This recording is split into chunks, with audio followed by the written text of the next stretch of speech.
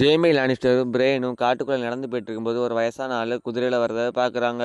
அதை பார்த்த உடனே ஜேமி லானிஸ்டர் அவனை கொன்றலான்னு சொல்லுதான். ஆனா பிரெயின் அவன் வேண்டாம், வயசான ஆளு அப்பாவின்னு சொல்லுதா. அதுக்கு அடுத்த சீன்ல ஜாஃப்ரி தாயலி எந்த ட்ரெஸ்ஸை கொண்டு வந்தாலும் எனக்கு பிடிக்கலன்னு சொல்லுதான். ஒரு வழியா அவனுக்கு பிடிச்ச ட்ரெஸ்ஸை கண்டுபிடிச்சி போட்டுட்டான். ஃப்ரீ மார்கேரன் ஒரு பொண்ணு கிட்ட நான் அவனுக்கு கல்யாணம் பண்ணிக்கிட்டான்னு வாக்கு கொடுத்துருக்கான். அதுக்கு அவன் அம்மா நீ அந்த பொண்ணை கெட்டாத, அந்த பொண்ணுக்கு ஏற்கனவே கல்யாணம் நடந்திருக்குன்னு சொல்லுதா.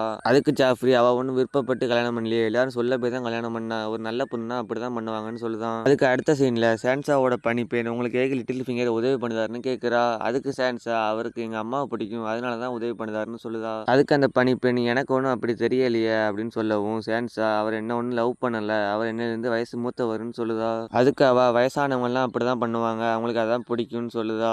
அவங்க மேல கை வச்சாலும் உங்ககிட்ட தப்பா நடந்துக்கிட்டாலும் என்கிட்ட வந்து சொல்லணும்னு சொல்லுதா. அதுக்கு அவ சிரிச்சுக்கிட்டே நீ என்ன பண்ணுவேன்னு கேட்கிறா. நான் அவங்கள கை வைக்க விட மாட்டேன்னு சொல்லுதா. அப்படி அவங்க பேசிட்டு இருக்கும்போது லாரன்ஸ் வந்து சான்சா கூப்பிடும். அவனும் சிரிச்சு